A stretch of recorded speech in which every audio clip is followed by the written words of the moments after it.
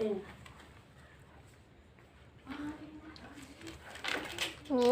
යාළුවනේ අපේ ගෙදර කාබාසිනියා. එයාට ඉතින් අපි මෙයාව ඇති කරන්නේ ගෙදර ආරක්ෂාව උදෙසා නම් නෙමෙයි. ඇත්තම කිව්වොත් අපිට ලැබෙන හොඳ ප්‍රයෝජනයක් කියලා මං හිතනවා මෙයා ලොකු වුණොත් ගෙදර පොල් එලි ගහන්න. ඉතින් මේ පොල් මුඩ තමයි හොයලා තින්නේ. බලන්න කේන්ති ගිහලා කන මේ තියෙන්නේ කාලා විනාශ කරපු ටික තමයි. අර ඇතුළේ තියෙන්නේ මේ මෙයා කාලා මේව කාලා ඉතින්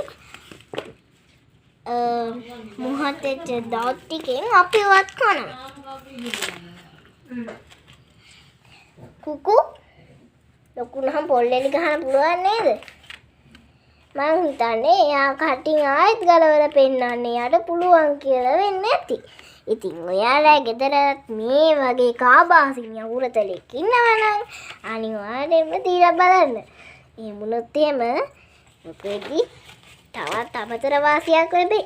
ඒ තමයි පොල්ලෙලි ගහගන්න.